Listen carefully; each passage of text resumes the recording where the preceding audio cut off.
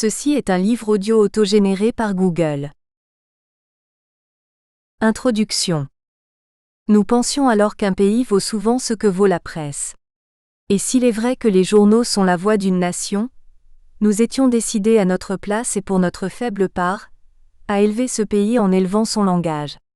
La tâche de chacun de nous est de bien penser ce qu'il se propose de dire, de modeler peu à peu l'esprit du journal qui est le sien, d'écrire attentivement et de ne jamais perdre de vue cette immense nécessité où nous sommes de redonner à un pays sa voix profonde. Si nous faisons que cette voix demeure celle de l'énergie plutôt que de la haine, de la fière objectivité et non de la rhétorique, de l'humanité plutôt que de la médiocrité, alors beaucoup de choses seront sauvées et nous n'aurons pas démérité. Albert Camus, Le combat, 31 août 1944. Une longue querelle entre la presse et la politique, transmise année par année, de génération en génération, controversée par tous les dirigeants quelle que soit son idéologie, pendant toutes les périodes gouvernementales, perdure toujours en Turquie. Dans un pays où les dynamiques politiques et relationnelles évoluent à une vitesse surprenante, faire une étude sur les médias et leurs relations d'interdépendance avec la politique a une importance primordiale pour le témoignage et pour l'histoire orale et écrite d'une période spécifique. Notre tentative de travailler sur les relations complexes entre les médias et la politique s'est transformée en une étude plus spécifique du cas des chroniqueurs qui rédigent des commentaires et analyses, chaque jour, sur l'actualité politique du pays. Selon nous, les grandes figures de décision ainsi que les élites du champ journalistique doivent avoir leur place, suivant leurs attributs générationnels, sociologiques et politiques, dans la littérature académique. Ainsi, cette recherche a pour ambition de mettre en évidence la complexité des relations entre la presse et la politique en s'attachant au métier des chroniqueurs politiques depuis le coup d'État de 1980, et ce jusqu'au début de l'année 2014 en soulignant les événements clés des 3 dernières décennies de la Turquie. Lors de notre analyse du monde professionnel et intellectuel du journalisme turc, nous avons placé les chroniqueurs spécialisés en politique au cœur de notre questionnement, apportant ainsi un éclairage particulier à l'étude de l'histoire sociopolitique récente de la démocratie turque en transition. Cette recherche pose une série de questions, commençant premièrement par « Qui sont les chroniqueurs politiques ?»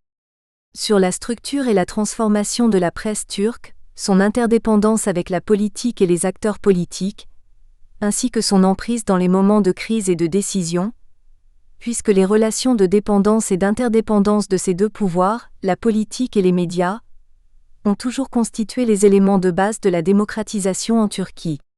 En réponse à cela, ce sont la démission et la prise de position des grandes figures du journalisme turc, selon un angle sociologique et politique, qui sont discutés. Notre approche sociologique tente de définir, désormais, l'activité professionnelle des chroniqueurs politiques par leurs caractéristiques générationnelles, éducatives et socio-culturelles, ce qui jusqu'alors avait été négligé par les études menées sur le journalisme en Turquie. Cet ouvrage, s'attachant à l'histoire politique récente de la Turquie, se pose en prémisse des discussions prochaines sur le développement des relations entre les médias et la politique et se veut devenir une référence dans la compréhension de l'emprise des chroniqueurs sur les équilibres du pouvoir au sein du pays. Cet ouvrage est consacré à l'étude de l'espace professionnel occupé par les journalistes spécialisés en politique, qui s'est développé depuis la parution des premiers journaux turcs. Les commentaires et analyses diverses de la politique et de l'actualité sont réalisés par les chroniqueurs politiques qui forment un des cercles du monde journalistique. Étudier l'existence d'un groupe de journalistes, quels que soient ses attributs sociaux, politiques ou idéologiques, dont le travail est la critique, le commentaire et l'analyse de l'actualité du pays, et essayer de présenter leur position au sein du journalisme face à une politique très fluctuante mise en œuvre en Turquie, constitue le point de départ de notre recherche et retiennent tout notre intérêt.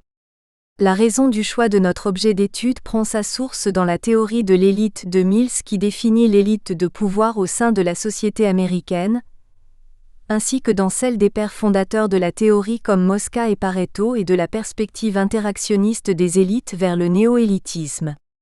Ces analyses, assez denses, sur les différents groupes d'élites tenant dans leurs mains les pouvoirs politiques, économiques et culturels et étant en interaction dans divers processus de décision, nous ont encouragés à réfléchir sur les élites des médias en Turquie, ce qui nous a emmenés naturellement à nous tourner vers les grandes figures journalistiques et la perspective d'analyse de l'activité journalistique des chroniqueurs politiques. En outre, notre intérêt a également été suscité par la conjoncture politique. Le procès d'Oda TV aboutissant à l'emprisonnement des 3 journalistes d'investigation en 2010 était notre objet central de questionnement en ce qui concerne les relations entre la presse et le monde politique et pour ce qui est du degré d'autonomie des médias et de l'emprise de la politique sur le journalisme turc. Cette affaire, assez récente, nous a poussé à une réflexion intellectuelle sur l'histoire sociopolitique et journalistique turque en considérant l'incidence de certains événements scandaleux dans le but de montrer l'intensification des rapports de force entre les journalistes et la politique. S'inspirant de la théorie de l'élite, de sa perspective interactionniste et d'une affaire empirique, l'étude de l'activité professionnelle des élites journalistiques turques selon une approche générationnelle et politique prendra, selon nous, une place importante dans la recherche en tant que sujet nouveau dans la littérature sociopolitique turque. Depuis la fondation de la République en 1923, et même durant les dernières années de l'Empire ottoman, l'activité journalistique et la production de l'information avaient une importance primordiale pour des raisons politiques, mais aussi publiques. L'information du public pour ce qui est des sujets divers comme l'environnement, la santé, le sport, la politique, l'économie était réservée aux intellectuels dans ces années-là. Étant depuis plus de 100 ans, devenu une activité professionnelle, le journalisme était entré en interaction avec le monde politique et son interdépendance était loin d'être négligeable. Ce rapport réciproque entre le journalisme et la politique, en plus du poids de la domination de la politique sur la vie quotidienne, a ouvert la voie à l'apparition d'un sous-groupe journalistique formé par les chroniqueurs politiques qui se consacrent aux analyses. Nous ne souhaitons pas les dénommer éditorialistes puisque leurs caractéristiques socio-professionnelles, qui seront longuement étudiées au cours de l'ouvrage, sont différentes de celles des éditorialistes classiques, reconnus dans le monde entier, dans l'acception du mot. La nécessité d'expliquer l'actualité politique au peuple turc, dont le niveau de lettrisme et d'éducation est assez faible, a permis aux intellectuels, journalistes ou propriétaires de journaux, de rédiger des chroniques quotidiennes analysant ou commentant les nouvelles démarches, prises de position ou encore l'activité politique, dans le but de les rendre compréhensibles pour les citoyens. Cette activité journalistique, basée sur l'analyse et le commentaire, n'était pas réservée qu'au domaine politique et avec la professionnalisation du métier de journaliste en Turquie, d'autres chroniqueurs ont commencé à rédiger des articles sur les enjeux de l'environnement, de l'économie, de la santé, etc. Le nombre très élevé de ces professionnels, 20 chroniqueurs pour un quotidien, atteste aujourd'hui d'une existence professionnelle journalistique assez étendue, qui va au-delà du métier de correspondant spécialisé sur un sujet spécifique ou de directeur de journal, qui travaillent tous à la production et à la rédaction de l'information.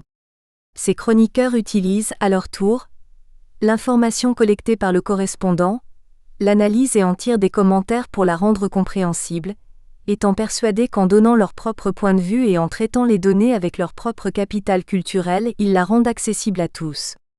Leurs avis concernent plutôt la politique, mais ils traitent aussi de la culture, de l'environnement ou des politiques publiques.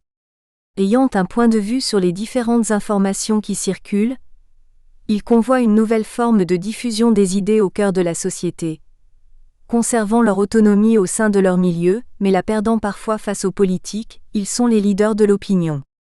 Pour ce qui est du peuple, il attend chaque jour avec impatience le commentaire de son chroniqueur préféré et achète pour cela le journal afin d'y lire son analyse. Cette tendance à la consommation de l'analyse journalistique, très intéressante en soi, a motivé notre étude visant à présenter l'activité professionnelle de ces chroniqueurs spécialisés en politique nationale turque. Néanmoins, notre étude s'attachera tout particulièrement à l'activité professionnelle, l'appartenance générationnelle et l'attitude politiquement engagée des chroniqueurs politiques turcs à l'égard de certains événements ou scandales politiques, et ce depuis le coup d'État de 1980 jusqu'au début de l'année 2014. Notre analyse de cette profession journalistique, qui apparaît comme un cas spécifique à la Turquie, se fera en l'insérant dans le bon contexte académique. À ce stade, nous rencontrerons la notion de monde avancée par Baker et celle de champ, définie par Pierre Bourdieu. Le premier décrit le monde de l'art comme étant composé d'individus qui produisent des œuvres pour ce monde spécifique, qui coordonnent leurs activités et qui coopèrent régulièrement. Ainsi, le monde de l'art sera présenté comme un réseau de chaînes de coopération associant ses membres selon un certain ordre. Il existe des conventions définies pour ce monde qui facilitent l'activité des participants. Les frontières du monde de l'art sont assez explicites et comprennent d'autres personnes, indispensables à la production d'œuvres d'art, qui permettent d'établir un certain degré d'indépendance et d'imperméabilité à l'égard d'autres groupes sociaux. En faisant référence à la notion de monde de Baker et de Strauss, Gilles Bastin montre comment il associe celle-ci au monde de la production de l'information à Bruxelles. Il souligne la caractéristique pragmatique, interactionniste et constructiviste des mondes sociaux qui se superposent au monde de l'information. En outre, l'existence de conventions qui encadrent le travail des participants de ce monde dans leur carrière, et de chaînes de coopération dans le monde de l'information montre des similitudes avec le monde de l'art que Baker a décrit. Bastin utilise la notion de monde social pour comprendre la production de l'information à Bruxelles. Par ailleurs, la notion de champ définit un espace d'activité fermé sur lui-même en fonction des enjeux de la prise de position de ses membres. Il existe dans le champ défini des conditions d'accès, une coordination entre les membres et des règles qui orientent les membres vers les mêmes enjeux. Cet univers hiérarchisé constitue néanmoins une autonomie en soi, mais cette dernière, face aux autres champs, nous conduit à une certaine réflexion. Les luttes symboliques, les rapports de force et la domination de ces dernières résident dans la notion de champ. Dérivée de la définition de deux notions et de la structure de l'espace d'activité des chroniqueurs, la notion de champ paraît plus à même de montrer les enjeux qu'ils rencontrent à l'égard du champ politique. Notre propos est basé sur la définition de l'activité professionnelle des chroniqueurs politiques turcs, selon leurs appartenances générationnelles et suivant leur positionnement à l'égard des injonctions politiques, et s'appuie sur les notions de génération, d'engagement politique et professionnel et sur les questions que pose leur autonomie journalistique à l'égard du champ politique. Notre étude se fera donc en rapport avec divers domaines de la sociologie. Sociologie politique, sociologie du journalisme et sociologie des générations. 1. Construction de l'équilibre de cette recherche. Objet d'étude et axe de recherche. Lors de nos recherches, insérées dans la problématique classique des relations conflictuelles et transactionnelles entre les médias et le gouvernement politique, nous nous poserons plus particulièrement les deux questions suivantes. Comment les chroniqueurs politiques, selon leur appartenance générationnelle et leur engagement politique et professionnel, se positionnent-ils à l'égard des événements ou scandales politiques au cours desquels les relations entre les médias et les acteurs politiques deviennent conflictuelles, et la parole médiatique prend de l'importance depuis 30 ans en Turquie? Et existe-t-il une autonomie journalistique à l'égard du champ politique? L'apport et l'évolution des chroniqueurs politiques face au changement politique depuis le coup d'État de 1980, jusqu'à la prise de pouvoir par le parti politique conservateur modéré, AKP, seront appréhendés à la lumière de ces questions. Afin de réfléchir à ces questions et d'analyser ces processus, nous avancerons deux constats. Les chroniqueurs politiques étroitement liés à la politique forment en Turquie les composants de l'élite de pouvoir.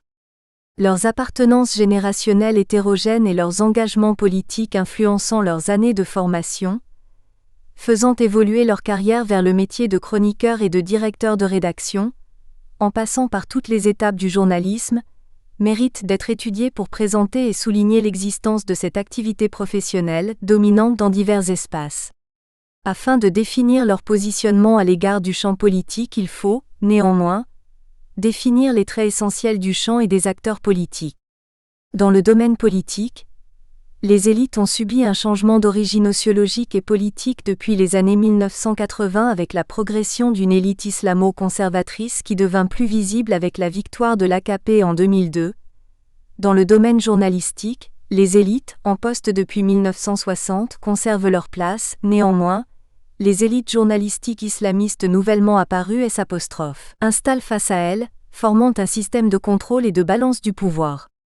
Malgré l'intervention de nouveaux acteurs au sein du champ journalistique et politique, le système de balance du pouvoir est plus ou moins contrôlé par le pouvoir gouvernemental turc.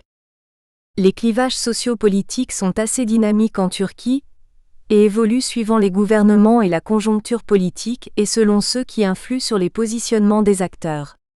Ainsi, en 1968, la progression des idéologies à tendance de gauche et du socialisme dans le monde entier a touché aussi les mouvements de la jeunesse. L'une des raisons des coups d'État de 1971 et de 1980 en Turquie était de mettre un terme au chaos et au clivage politique entre la gauche et la droite.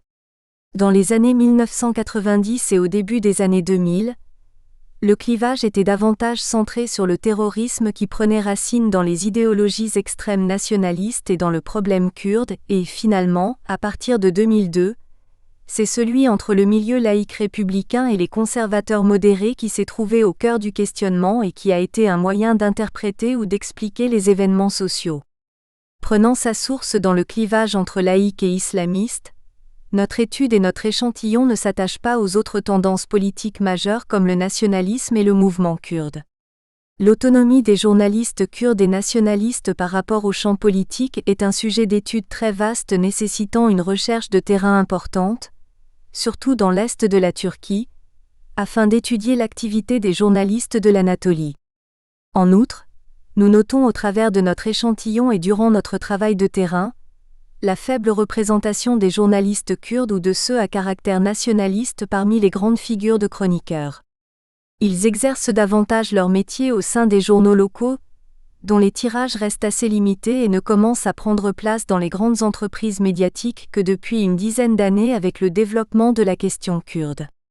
Ces deux inductions, l'une théorique, l'autre empirique, nous amènent à nous attacher tout particulièrement au clivage laïque républicain et conservateur modéré, qui nous permettra d'obtenir plus d'informations au cours de notre enquête de terrain et davantage d'études de cas à comparer. Néanmoins, la structure générationnelle des chroniqueurs politiques représente diverses appartenances idéologiques, islamistes, républicains, libérales, etc., et doit être mise en parallèle avec la conjoncture politique. L'analyse de la forme d'activité des chroniqueurs politiques politisés au cours de ces 30 années émanera de ces différents clivages que la Turquie a rencontrés. L'analyse qui sera faite au cours de l'ouvrage mettra en avant, d'une part, l'activité professionnelle des chroniqueurs politiques par leurs commentaires et analyses quotidiens et d'autre part, leur prise de position face aux scandales et événements politiques en tant que figure importante et visible au sein de la société turque. Pour souligner leur importance, nous pouvons donner comme premier exemple le fait que certaines de ces grandes figures journalistiques aient été accusées pendant le coup d'État post-moderne de 1997 de renverser le gouvernement par leurs commentaires ou par les gros titres de leur quotidien. La deuxième situation attestant de leur poids politique émane du discours du Premier ministre Erdogan.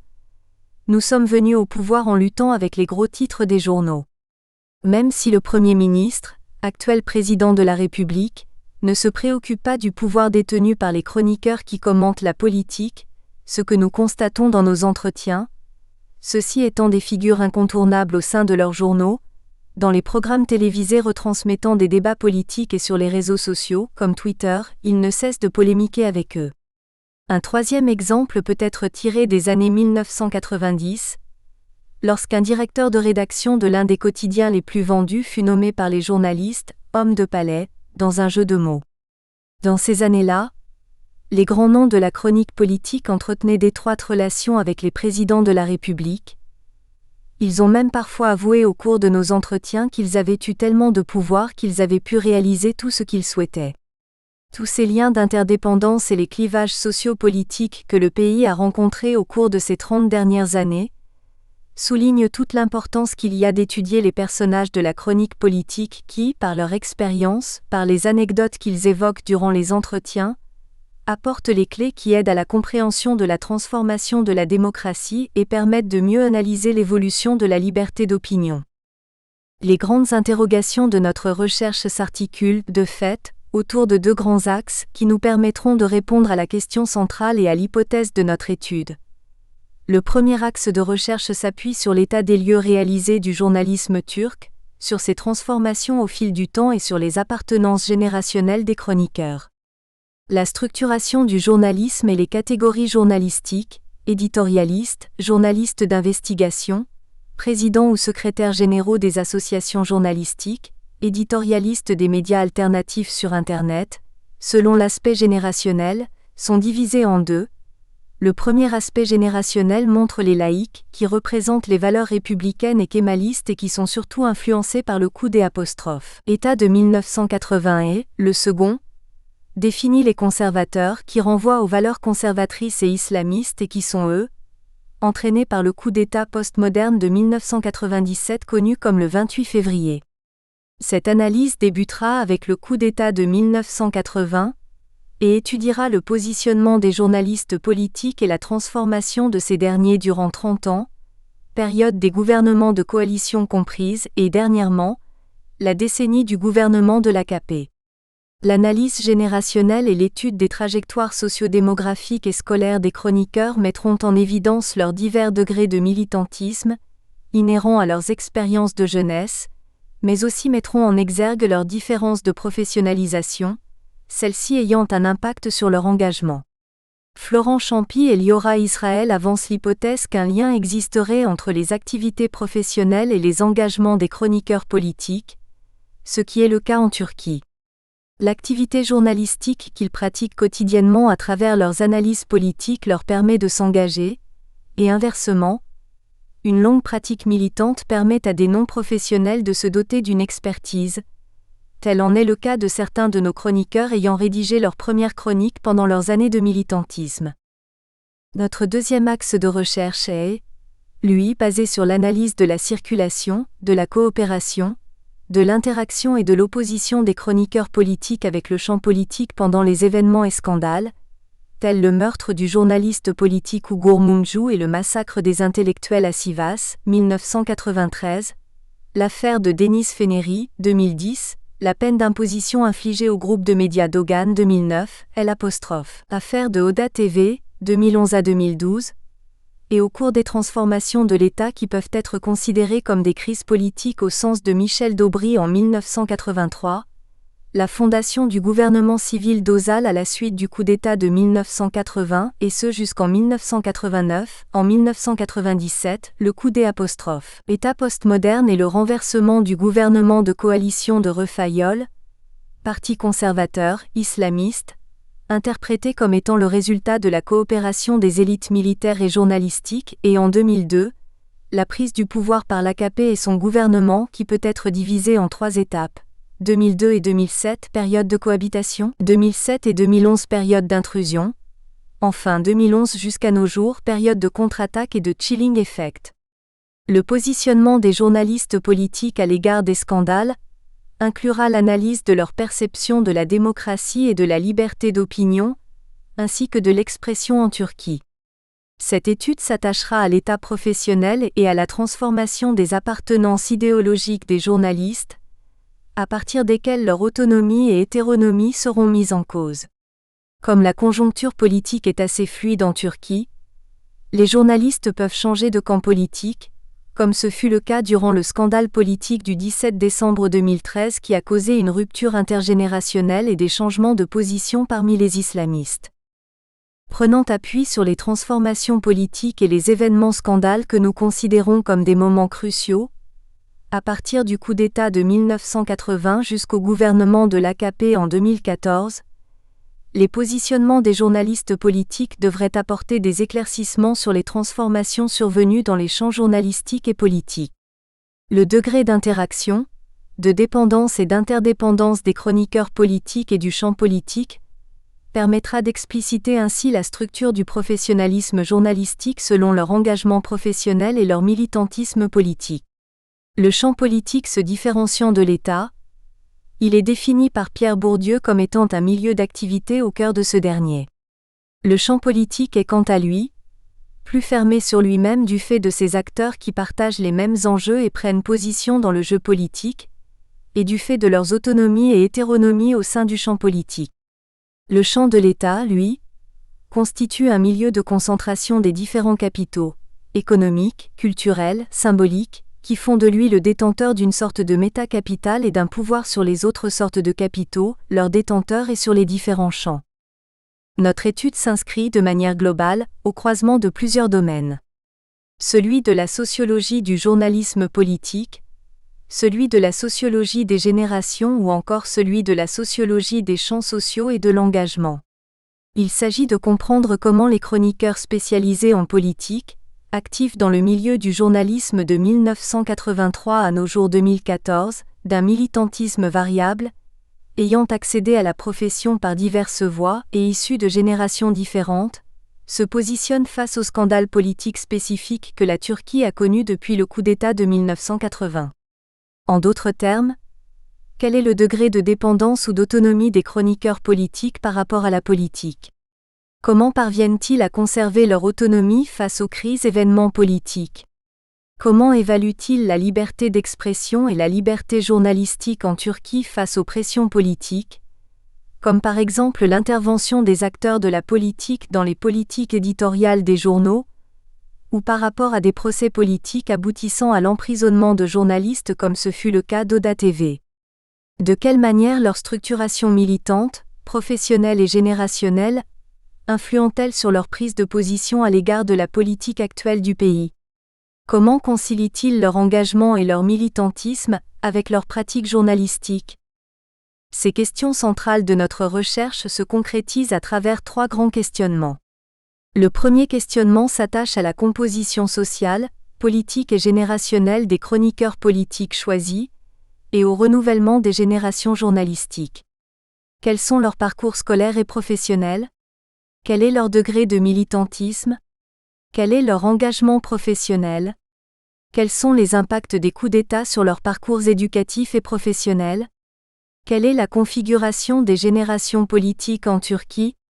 L'hypothèse d'une double appartenance générationnelle et politique, génération du coup d'État de 1980 et génération du 28 février 1997, journalistes politiques se concrétise au travers des entretiens que nous avons menés et grâce aux mémoires des journalistes et aux travaux de synthèse. Pour valider nos postulats initiaux, nous aurons recours aux notions de trajectoire et de carrière dans notre démarche méthodologique. Les parcours seront étudiés suivant 4 dimensions: éducative, professionnelle, historique et appartenance familiale dans le but de déterminer l'existence d'une filiation avec la profession journalistique ou et politique. 3 types de résultats seront mis en évidence. Tout d'abord, l'existence de solidarité générationnelle et professionnelle commune à l'ensemble des chroniqueurs politiques actifs dans la profession depuis au moins 20 ans et éduqués selon les mêmes valeurs professionnelles, ceci permettant d'établir des comparaisons entre les périodes pré- et post-1980. Néanmoins, cette analyse révélera des différences sociales et culturelles comme le montre Alain Accardo dans son ouvrage sur les journalistes. Comme les autres agents sociaux, les journalistes sont pleins de contradictions qui trouvent leurs racines dans la multiplicité des instances de socialisation, la diversité des inculcations et des trajectoires, la pluralité des groupes d'appartenance et des intérêts, l'hétérogénéité plus ou moins forte chez un même individu, de ses différentes casquettes, c'est-à-dire des identités personnelles construites dans les différents champs de sa pratique à travers l'assomption des rôles et des personnages socialement assignés par chacune des positions occupées. Une deuxième résultante apparaît. Le degré de militantisme et le type d'engagement professionnel des journalistes politiques soulignent le positionnement des acteurs dans la conjoncture politique. Champy et Israël, dans leur article, font référence à Michel Daubry pour montrer les effets spécifiques des crises politiques sur la profession et l'engagement. Leur approche permet de tirer notre deuxième conclusion. La diversité des types d'engagement et de leurs ressorts peut aider à renouveler les regards sur les professions et sur l'engagement, en tenant compte des effets spécifiques des crises politiques. Notre troisième et dernière constatation dévoilera la nouvelle organisation des acteurs journalistiques et politiques, l'impact des coups d'État sur ces transformations et la perte de la solidarité professionnelle et identitaire ayant débuté dans les années 1990 et perdurant depuis 10 ans, avec l'arrivée au pouvoir de l'AKP. Notre deuxième questionnement se base sur la structure du champ journalistique, la circulation des chroniqueurs politiques durant les périodes précises de cristallisation des rapports de domination, et celles de tension, et sur leurs relations transactionnelles puisque les activités sont harmonisées, ou non, par une série d'interactions entre soi-même et les autres membres du champ politique. Comment les journalistes politiques entretiennent-ils un rapport spécifique avec la politique? Comment se positionnent-ils pendant les périodes de cristallisation? À quel moment les journalistes politiques s'opposent-ils, ou coopèrent-ils, avec le champ politique? Nous pouvons avancer ici l'hypothèse qu'il existe une double appartenance, professionnelle et politique, des acteurs. La circulation de ceux-ci entre champs politique et journalistique et leurs relations réciproques d'une part et d'autre part, l'impact des événements politiques sur leur rapide circulation. Ali Arslan définit clairement, dans son article, la coopération et l'interaction des journalistes politiques avec la politique en disant que les élites des médias ont le rôle de bras opérationnels des élites politiques ou gouvernementales. La possession d'un statut social élevé de la part des journalistes politiques, et les critiques qu'ils émettent à travers leurs chroniques, mettent en évidence les rapports de force entre ces deux groupes. La perspective de la sociologie du champ journalistique, la circulation des acteurs au sein de ce champ, tout en étant influencés par les pressions du champ politique, éclaireront la domination des rapports de force entre ces deux champs et l'autonomie, ou non, des journalistes face aux politiques. Le troisième questionnement est centré sur deux concepts, très discutés en Turquie, dont la structuration n'est pas encore établie selon les critères communs. La démocratisation et la liberté d'opinion d'expression qui s'étend jusqu'à la liberté journalistique. Ainsi, les attitudes et les perceptions des chroniqueurs politiques seront mises en évidence. Comment les ressentis s'établissent-ils selon l'influence des appartenances générationnelles? Existe-t-il une autonomie et une identité professionnelle chez les journalistes turcs? Comment se positionnent les acteurs étrangers sur le sujet des libertés en Turquie? Surtout les associations majeures travaillant sur la liberté d'expression et la liberté des journalistes ainsi que sur leur protection. Murat Somer présente sa propre expérience de terrain sur les médias turcs dans un article qui est d'une importante capitale pour notre troisième questionnement.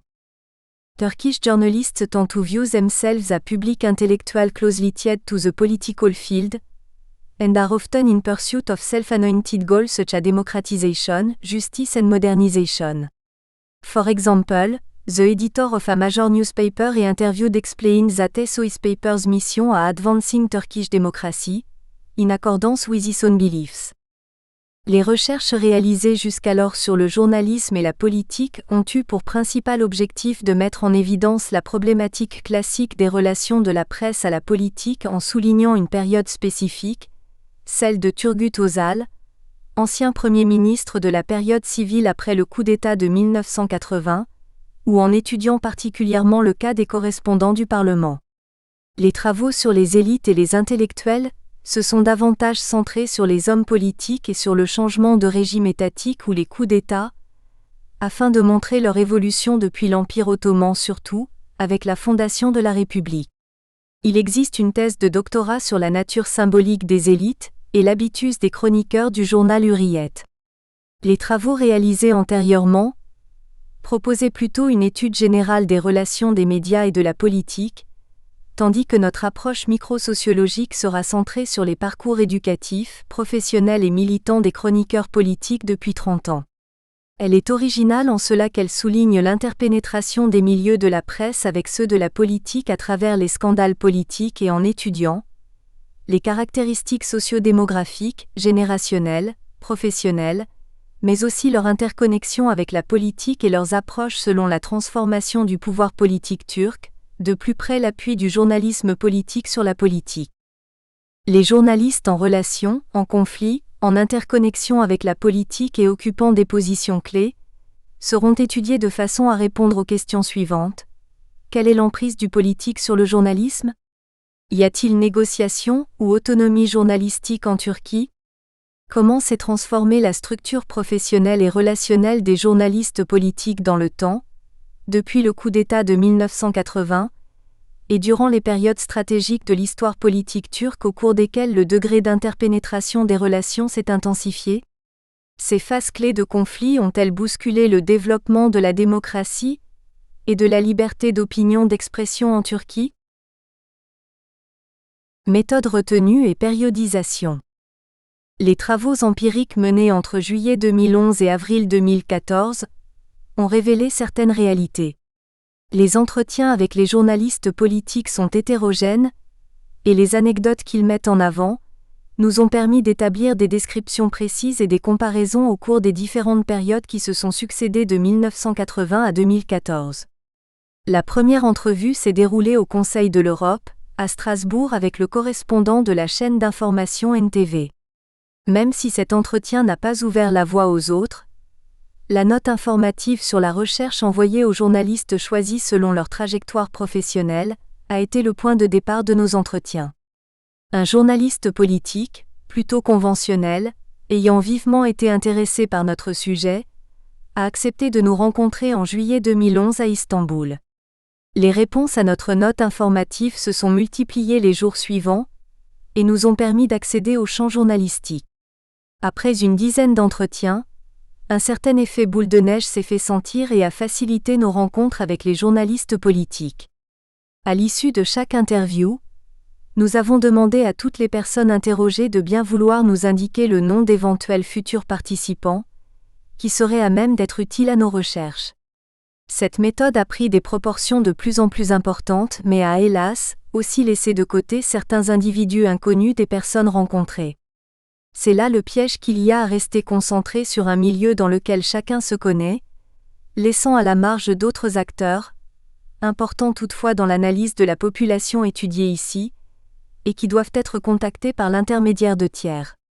Néanmoins, le suivi de la méthode boule de neige a permis la multiplication de nos entrées dans le champ journalistique, attestant par là même d'une certaine emprise de réseau personnel fort sur les processus de socialisation. La méthode qualitative est utilisée dans le but d'examiner les motifs, thèmes, distinctions, idées des journalistes politiques. Nous l'avons choisi au regard de notre échantillon et de notre objet d'étude, plutôt que de nous appuyer sur des données quantitatives ou statistiques. Notre panel est constitué de chroniqueurs spécialisés en politique, rédacteurs de chroniques quotidiennes, actifs dans le métier journalistique depuis au moins 20 ans, donc devenus de grandes figures du champ journalistique, publiquement connues, qui ont occupé divers postes durant leur carrière, directeur de rédaction, directeur général de la publication, envoyé spécial ou encore journaliste d'investigation. Ils sont présents dans la presse écrite depuis 1980 ainsi que dans les médias alternatifs, sur Internet avec leur propre site, au travers de leur blog ou sur Twitter.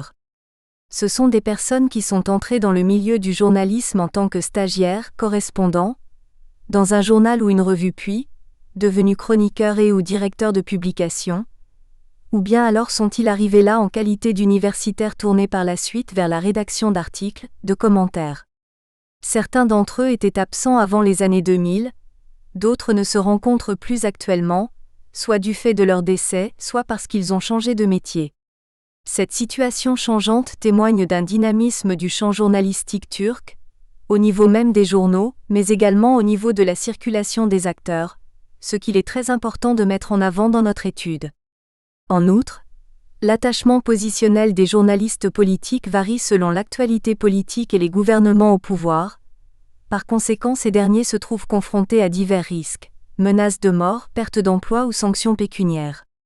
Leur vulnérabilité fait, parfois, suite à des procès à l'issue desquels ils n'ont pu trouver un nouvel emploi après avoir été renvoyés de leur journal.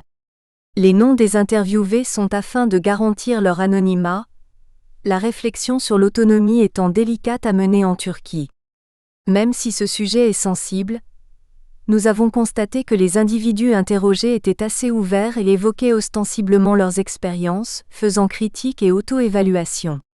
Ils ont clairement expliqué que durant la dernière décennie de l'histoire politique turque, un réel problème était apparu au niveau de la presse, c'est-à-dire qu'un parallèle entre la presse et la politique existait, empêchant la circulation d'un discours libre, ce qui est d'ailleurs attesté dans divers travaux académiques ou recherches annuelles des associations telles Freedom House ou Reporters sans frontières.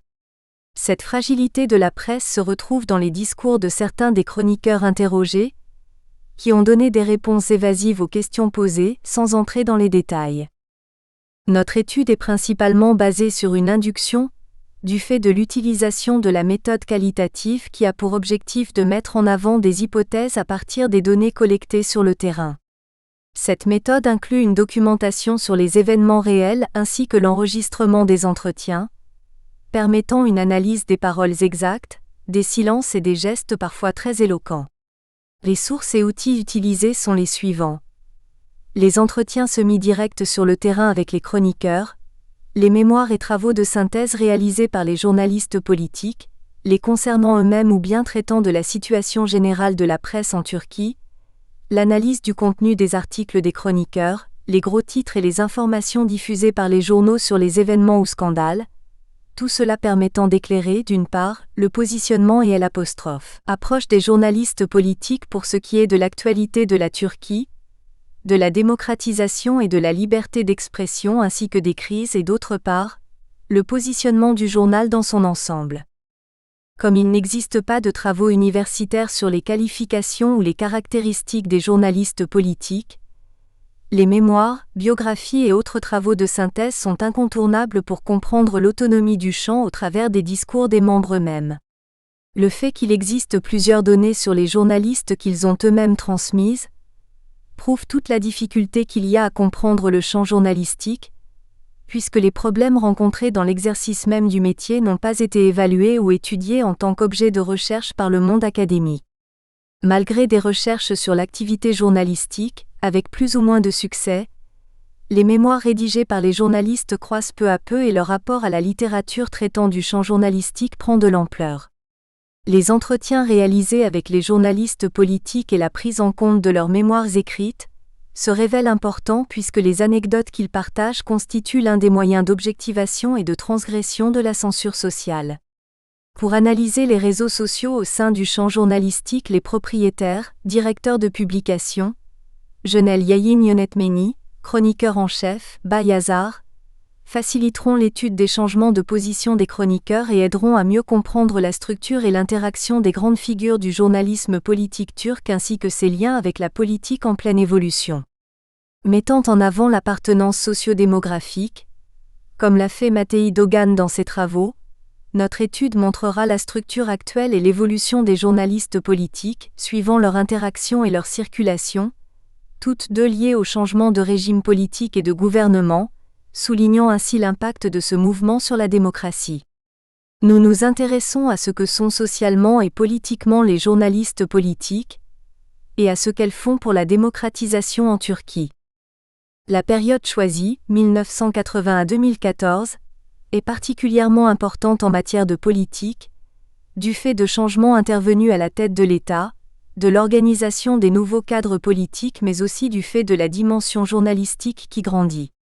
En effet, aux années sombres qui ont suivi le coup d'État de 1980, ont succédé celles du libéralisme dans le domaine économique et social en 1990, avec notamment les nouvelles technologies dans le domaine de la communication, l'augmentation du nombre de journaux, de chaînes privées de télévision, avec l'évolution également de la presse traditionnelle vers les grandes entreprises de médias employant un nombre croissant d'individus. En outre, cette progression entraînera ultérieurement plusieurs problèmes.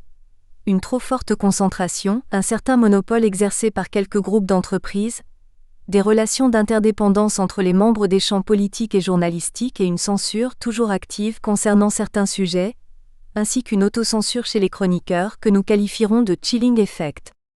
Nous traiterons pour commencer de la censure puis de l'économie du champ journalistique, marquée par une grande concentration et un important monopole exercé par 2 ou 3 groupes de médias qui contrôlent l'essentiel des publications nationales, ce qui, inévitablement, a pour conséquence l'apparition de relations d'interdépendance entre le champ journalistique et le champ politique. Si l'on considère les 30 dernières années de la Turquie contemporaine, et que l'on analyse les points politiques et sociaux cruciaux, nous pouvons diviser la période de la façon suivante, de 1980 à la prise de pouvoir par l'AKP en 2002, puis le gouvernement de celui-ci de 2002 jusqu'au début 2014. Les 20 premières années constituent une période post-militaire, ayant connu le pouvoir politique de l'ANAP durant 5 ans et une décennie d'un gouvernement de coalition pendant laquelle la presse et les médias, derniers nés et enrichis de l'arrivée de la télévision, ont connu leur âge d'or. Durant ces années, peu de scandales ont opposé la presse à la politique. Cela est dû à un manque de pouvoir aux mains des leaders politiques des différents gouvernements de coalition, peinant à contrôler les médias et les chroniqueurs. Les 12 années au pouvoir de l'AKP sont quant à elles, bien différentes. S'agissant là d'un parti unique tenant les rênes du pouvoir, ayant face à lui une faible opposition et pourvu d'un leader très charismatique, les cas de confrontation avec la presse sont devenus monnaie courante. Ce constat n'a pas pour objectif de considérer plus favorablement les années s'écoulant de 1980 à 2002 et de dénigrer celles durant lesquelles l'AKP a tenu le gouvernement, ou au contraire, de mettre en avant ce dernier. Ainsi, pour mettre à jour les travers éventuels et suivant notre analyse empirique, nous constatons qu'environ 90% des chroniqueurs interrogés, islamistes ou laïcs, conviennent que le pouvoir unique du chef charismatique, assorti de tendances autocratiques, a causé maints scandales et tensions au cœur de différents champs du pouvoir. Quelle que soit la domination de l'AKP et de son chef suprême, nous centrerons notre analyse sur 2 coups d'État entre 1980 et 2002, qui sont à l'origine de mutations très importantes en matière sociale et politique en Turquie. Le coup d'État de 1980 marque le début des changements car bien que la Turquie ait déjà connu 2 coups d'État, en 1960 et 1971, qui ont vu naître violence et terreur entre les partis de gauche et de droite, c'est bien celui de 1980 qui est le plus significatif. En effet, il a eu un impact social et politique sur les partis de gauche. Éliminant les mouvements de centre-gauche et de droite, il a poussé les masses à devenir apolitiques. Certes, de nombreux groupes sociaux suivant les valeurs traditionnelles de la gauche ont été influencés, mais ce ne furent pas les seuls, par la perte de leur emploi, d'un certain prestige, de leur statut social, mais aussi par un changement de culture sociale et politique et par une accélération de l'urbanisation.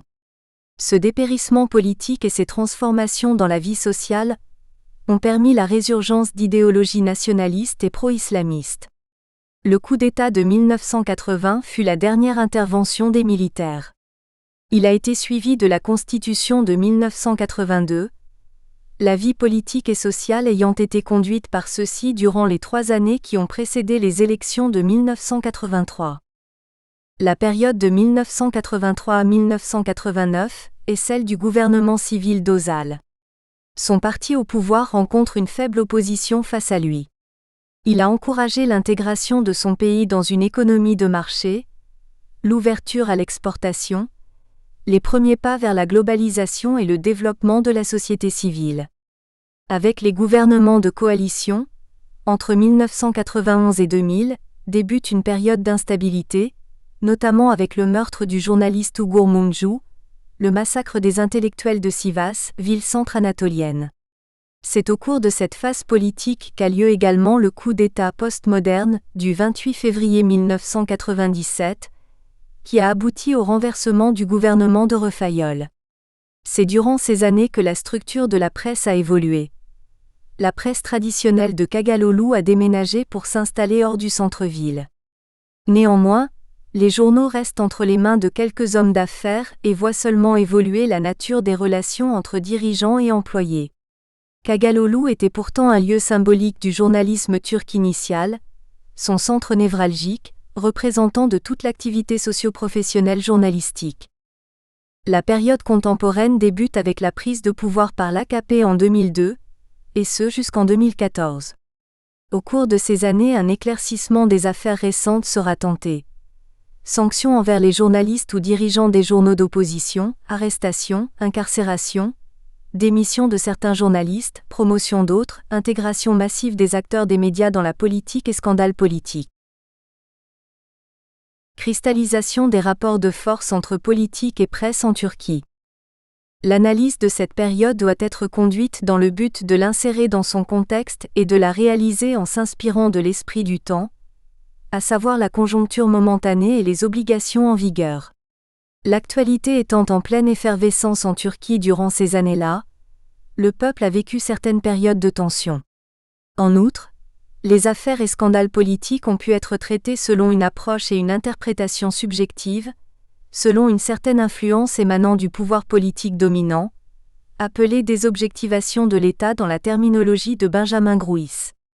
Notre approche du métier de chroniqueur, au vu de l'histoire des scandales, permet d'exposer les similitudes et les contradictions dans la manière de les aborder au cours de ces 30 années. Elle donne également la possibilité d'observer les mouvements et les prises de position des journalistes durant les événements qui ont jalonné le cours de l'histoire, sortant ainsi notre étude des conjonctures routinières, s'éloignant des querelles politiques quotidiennes, pour l'insérer au cœur des transformations qui ont fait évoluer la profession des chroniqueurs. Les scandales étudiés sont tous considérés comme des moments de systole ou de diastole, comme les coups d'État, pendant lesquels les relations d'importance naissent, les transformations structurales se dessinent et la circulation des acteurs se réalise. Notre but ici est de mettre en évidence les moments clés, au cours desquels les relations entre la presse et la politique deviennent tendues. L'établissement de ces périodes émane directement des entretiens que nous avons eus avec les journalistes politiques. Ainsi, les années de gouvernement de l'AKP peuvent se diviser en 3 phases, chacune d'elles se voyant attribuer des adjectifs directement dérivés des événements, affaires et pressions vécues alors ainsi que de la nature des relations entre médias et pouvoir politique. Première période de l'AKP entre 2002 et 2007, et la cohabitation de la politique avec la presse. C'est une période de calme relatif en ce qui concerne les relations entre la presse et la politique. Les critiques, en général, sont moins virulentes envers un gouvernement dont le ton a changé et est devenu plus modéré. Toutefois, la presse écrite de gauche poursuit ses remarques sévères contre lui, du fait de la proximité de son idéologie avec celle du Parti de la Prospérité. Dans les années 2007 à 2008, le TMSF, Fonds d'assurance et de garantie des dépôts, prend la tête de Sabah ATV, un groupe de médias constitué d'un journal, d'une chaîne de télévision et d'un groupe de magazines. C'est le début de la refonte des médias liés à AKP. Après la phase des critiques venant de la presse, c'est la période d'intrusion. D'autre part, les tentatives de fermeture envers l'AKP et l'opposition pour l'élection présidentielle et les critiques des médias à l'égard du candidat de l'AKP se sont intensifiées pendant cette période durant laquelle la situation était très tendue entre les acteurs de la presse et le gouvernement, poussant celui-ci à prendre une place importante dans la structure médiatique. L'affaire Denis Feneri, le phare, est celle d'un détournement de fonds caritatifs religieux au profit d'un mouvement politique issu de la mouvance islamiste. Les juges allemands ont mis en évidence que le cerveau de l'affaire résidait en Turquie et avait des relations avec l'AKP. Suite à cette histoire, les médias ont mis à jour des transactions collusives entre les élites politiques et journalistiques. Deuxième période, 2009 à 2011, de contre-attaque au cours de laquelle tombent les premières amendes à l'encontre du groupe de médias Dogan, qui entraîne d'ailleurs la démission de plusieurs chroniqueurs d'importance. Les causes de ces départs changent selon la conjoncture, mais nous constatons que nombre de personnes ainsi évincées sont opposantes au gouvernement, qu'elles ont vivement critiqué. En outre, les médias proches de l'AKP commencent à faire entendre davantage leur voix et à voir leurs ventes s'envoler, sans toutefois atteindre les tirages des journaux du groupe Dogan. C'est également durant cette phase que les rapports de dépendance s'affirment. Les chroniqueurs évoluent d'un journal à l'autre selon le bénéfice économique et les liens sociaux qu'ils en retirent. Troisième, 2011 à 2013, période de chilling effect, au cours de laquelle arrestations et démissions ne cessent dans le milieu journalistique. Cette phase débute à la fin de l'année 2010 avec des procès comme celui d'Oda TV, qui font suite à l'arrestation de journalistes d'opposition accusés d'avoir eu l'intention de mettre fin au gouvernement actuel et de pousser le peuple à la haine. Depuis l'incarcération des journalistes en 2010, plusieurs rapports émanant d'associations nationales et internationales, d'autres venant de l'Union européenne, se sont intéressés à la liberté d'expression des journalistes en Turquie. C'est également durant cette phase qu'apparaît l'autocensure chez les chroniqueurs, qui préfèrent établir leurs commentaires selon une approche plus modérée. Le sentiment d'éloignement du métier, qu'a créé le parti politique au pouvoir par ses injonctions, a provoqué chez certains journalistes une régression vers l'habitus, notion de Michel Daubry, dont l'effet a été la réaffirmation de leurs valeurs professionnelles et d'une éthique professionnelle journalistique. Cette période met en évidence l'articulation des relations réciproques des champs journalistiques et politiques. Ces 3 périodes ont été suivies par la période de coupure intergénérationnelle avec le scandale lié à la corruption, le 17 décembre 2013, à l'encontre du Premier ministre et des ministres du gouvernement d'AKP, la génération islamiste s'est divisée en 2. D'une part les pro-AKP, de l'autre, les partisans du mouvement religieux de Fethullah Gülen. Ce conflit, à la veille de plusieurs élections, municipales en mars 2014, présidentielles en août 2014 et législatives en 2015, a provoqué des transformations dans les champs politiques et journalistiques. Les événements de cette période attestent clairement de l'impact très faible des chroniques sur la politique du moment et sur les élections en Turquie. Problématiques, hypothèses et résultats. Selon notre argumentaire, l'étude est menée sur les chroniqueurs politiques turcs et leur vécu durant l'actualité politique depuis le coup d'État de 1980. La nature de l'engagement politique, la professionnalisation, l'appartenance générationnelle et l'autonomie du champ journalistique durant cette période, ponctuée de scandales et d'événements divers, seront étudiées en s'appuyant sur les questions déterminées par nos axes de recherche. Pour définir l'axe sur la professionnalisation et la définition du champ journalistique turc, les questions que nous pouvons nous poser sont celles de savoir comment est organisé le métier de chroniqueur en Turquie, et quelle est sa relation avec la politique et les transformations qu'elle engendre. Pour ce qui est de l'axe générationnel, les données sont-elles déterminantes dans le renouvellement des journalistes politiques turcs ? Enfin, concernant l'axe centré sur les événements politiques et le journalisme, ainsi que sur la démocratie et liberté d'opinion, demandons-nous comment s'exercent les rapports de dépendance en temps de crise politique ? Notre problématique repose donc sur 3 axes principaux. La structure socio-professionnelle du métier des chroniqueurs, l'effet générationnel et l'emprise des scandales et événements politiques sur la pratique journalistique. Nous défendrons ici l'hypothèse d'une double dépendance des chroniqueurs politiques turcs. D'une part journalistique, de l'autre politique. Les chroniqueurs ont une double dépendance, l'une envers leur métier journalistique pour la poursuite de leur carrière, l'autre, politique, pour entretenir de bonnes relations avec les acteurs politiques et pour la consolidation de la démocratie en soutenant et réalisant la liberté d'expression par leurs analyses. Cette double dépendance nous montre que la nature de leur relation est interdépendante avec le champ politique et qu'ils n'ont pas d'autonomie dans le champ journalistique, ce qui menace le pluralisme démocratique et la liberté de la presse en Turquie. Les engagements politiques et professionnels des journalistes politiques, malgré maintes menaces de mort et risques d'emprisonnement, évoluent entre champs journalistique et politique. Le premier de ces 2 champs, en évolution constante depuis la fondation de la République turque, est dominé par le pouvoir étatique et évolution selon des rapports de force entre économie et politique. Du fait des changements des gouvernements successifs depuis 1983, et l'apparition de divers clivages sociopolitiques jusqu'à nos jours, les grandes figures du journalisme politique turc ont perdu leur autonomie face aux exigences politiques. La pluralité journalistique a existé au cours de certaines périodes, comme par exemple avec les gouvernements de coalition entre 1990 et 2000, mais elle est encore assujettie au pouvoir politique. Sous le pouvoir de l'AKP, depuis 2002, avec l'arrivée de nouvelles figures dans le métier, plus conservatrices, et le changement de propriétaire à la tête des journaux, le pouvoir journalistique connaît une forte homogénéisation. En outre, nous défendrons l'hypothèse selon laquelle la circulation des journalistes politiques et l'interpénétration de leurs relations avec les acteurs politiques se nourrissent de la transformation du régime et du gouvernement, c'est-à-dire de la conjoncture politique très fluide en Turquie. La démocratie turque, en transition, ne permettant pas l'établissement d'institutions stables, donne lieu à de nombreuses circulations dans les champs d'activité, comme en atteste notre étude, dans le champ journalistique et politique. En parlant de fluidité, nous entendons par là imperméabilité et transaction des relations journalistiques et politiques. Les élites kémalistes, au cours des années 1980, ont montré que soit elles avaient conservé leur place en établissant des critiques vis-à-vis des gouvernements de droite, soit elles avaient changé de camp politique en rejoignant les rangs des conservateurs après 1990. Nous constatons fortement l'effet de la temporalité et une symétrie sur le renouvellement des postes journalistiques et politiques.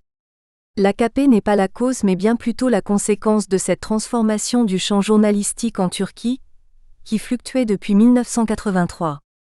Ce résultat se concrétise réellement durant les phases de cristallisation des relations entre les médias et la politique.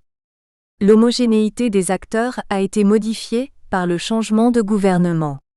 Les anciens journalistes, kémaliste des années 1980 dont la carrière a été affectée par les coups d'État successifs de 1960 et 1971, étaient beaucoup plus homogènes, tandis que les nouveaux, plus conservateurs, qui accusent les kémalistes de défendre les valeurs militaires et bureaucratiques de l'État, prennent leur distance par rapport à eux.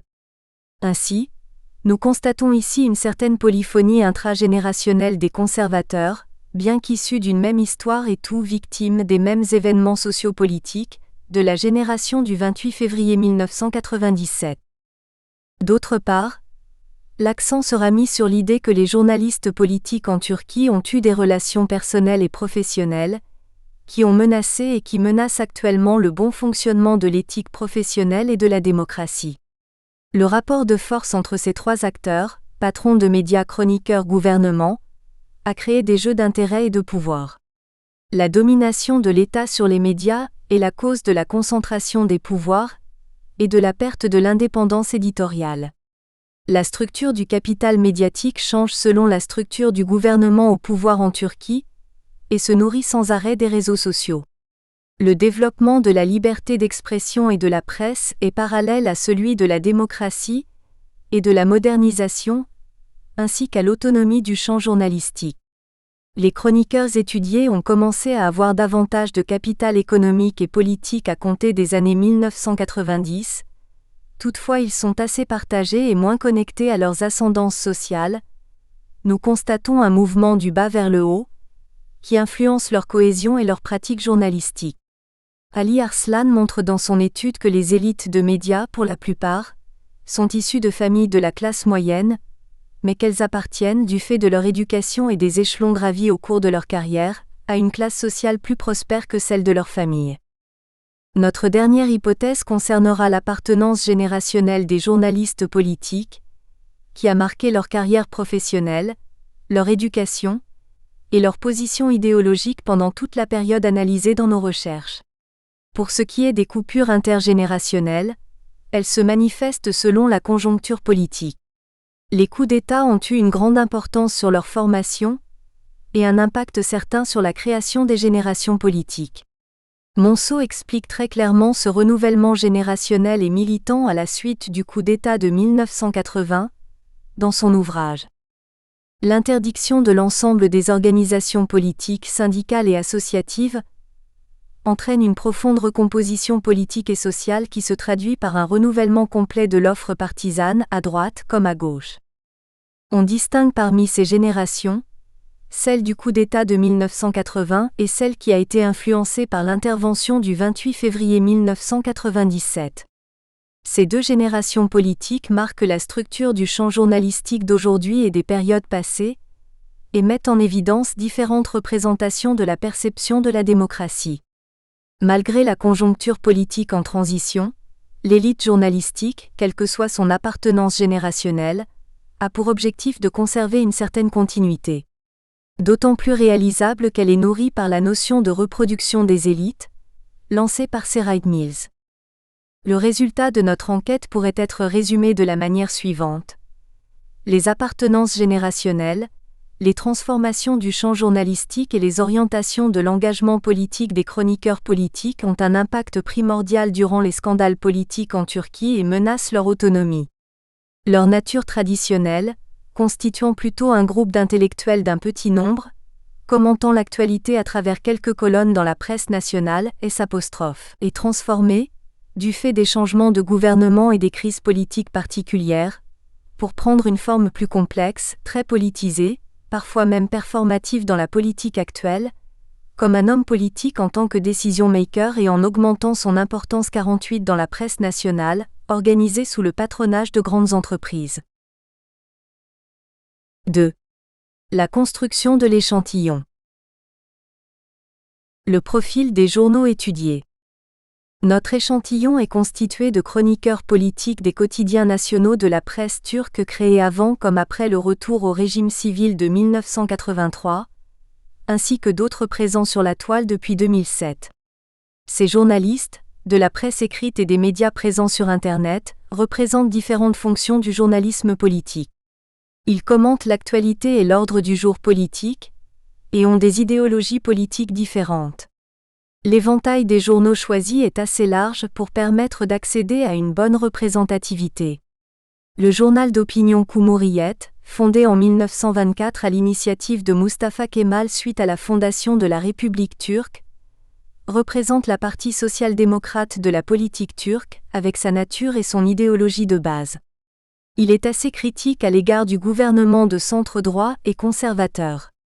Les journaux Zaman, Yeni Şafak, Star et Sabah représentent la droite et sont des quotidiens proches du gouvernement. Zaman est soutenu par la communauté religieuse de Fethullah Gülen, tandis que Yeni Şafak, Star et Sabah appartiennent à des groupes privés, de secteurs différents. Le propriétaire de Yeni Şafak a un lien familial avec le Premier ministre, Tayyip Erdogan. Le propriétaire du Star est un homme d'affaires, du secteur pharmaceutique, et membre de la commission d'arbitrage de la démocratie interpartie d'AKP.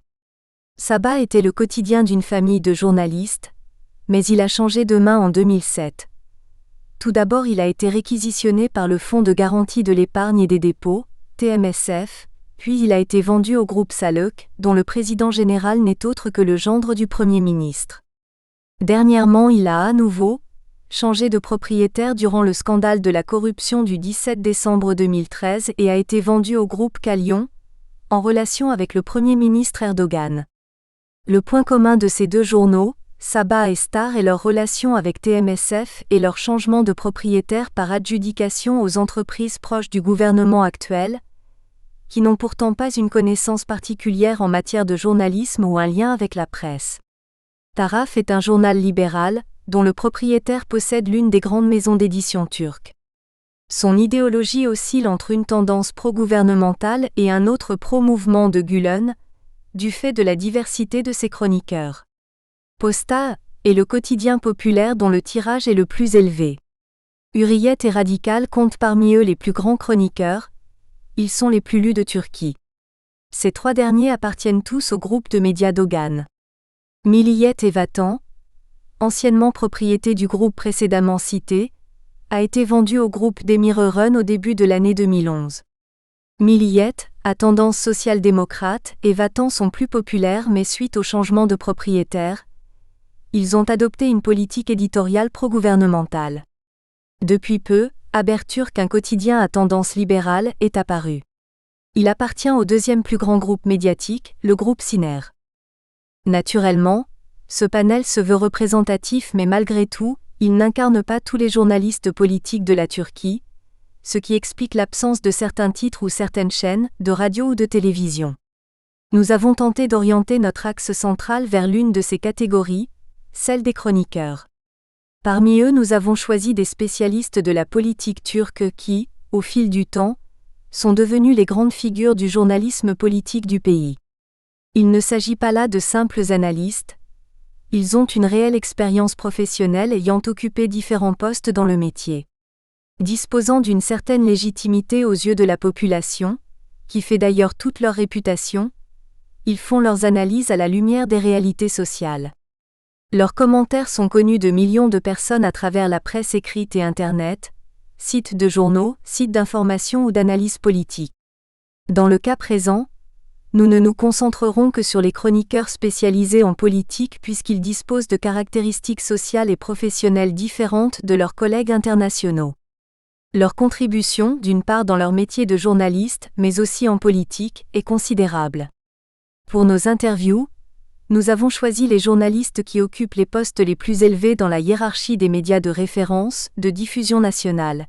Les périodiques, Cumhuriyet, Milliyet, Hürriyet, Haberturk, Radical, Zaman, Yeni Şafak, Taraf, Posta, Sabah, Star, Vatan, et les sites internet, Oda TV et T24, regroupés selon leurs tendances politiques et idéologiques. Notre échantillon est formé des chroniqueurs politiques qui ont connu les clivages turcs depuis 1983. Ainsi, nous sommes en mesure de présenter toutes les tendances idéologiques et politiques. La majorité des journaux auxquels ils appartiennent aujourd'hui n'existaient pas avant 1990. Le journal Posta est apparu en 1995, Radical en 1996, Vatan en 2002, Zaman en 1986, Yeni Şafak en 1994, Star en 1999, Haberturk en 2009 et Taraf en 2007. Seuls 4 journaux, Hurriyet, Milliyet, Cumhuriyet et Sabah existent depuis les années 1950. L'intérêt de citer ces journaux tient à l'appartenance à telle ou telle catégorie professionnelle actuelle, des chroniqueurs interrogés. Ils seront catégorisés tout d'abord par rapport à la tendance suivie depuis leur fondation, puis selon les réponses données par les individus à la question suivante: comment classeriez-vous votre journal au vu de son approche idéologique et politique? Suivant le profil de vos lecteurs et sa place dans la presse nationale turque? Les entretiens ont permis d'établir la catégorisation suivante. Les quotidiens Cumhuriyet, Milliyet, Hurriyet, Radikal, Posta, Vatan sont anti-gouvernementaux, alors que Zaman, Yeni Şafak, Taraf, Sabah, Star et Haberturk sont plutôt pro-gouvernementaux. Cependant, malgré l'établissement de cette classification, nous trouvons des articles pro-gouvernementaux dans des journaux critiques et d'autres, anti-gouvernementaux dans des journaux pro-gouvernementaux. Cette situation nous donne l'opportunité de montrer aussi l'amalgame des attitudes politiques, reflétées par les quotidiens au cours de périodes particulières. Le premier souci rencontré avec cette catégorisation pro- et anti-gouvernementale des journaux est la fluidité des positions des journaux et leurs approches différentes selon leurs propriétaires ou la conjoncture politique. Tel est le cas de Milliyet et Vatan dont la politique éditoriale allait à l'encontre du gouvernement de l'AKP avant 2011, mais qui, après cette date, pratique également une politique contraire. Il en va de même du journal Zaman qui se positionnait en faveur du gouvernement mais dont la politique éditoriale a évolué après le scandale de la corruption du 17 décembre. Par conséquent, nous ne sommes pas en mesure de donner une définition nette et précise ou d'établir une catégorisation définitive en ce qui concerne la tendance idéologique ou l'approche des journaux. Tableau 1: cartographie des journaux avec le nombre des chroniqueurs. Le profil sociopolitique et professionnel des chroniqueurs. Nous nous concentrerons durant notre étude sur l'activité professionnelle des chroniqueurs. Nous espérons que vous avez apprécié cet aperçu. Pour continuer à écouter ce livre audio sur Google Play Livres, utilisez le lien dans la description de la vidéo.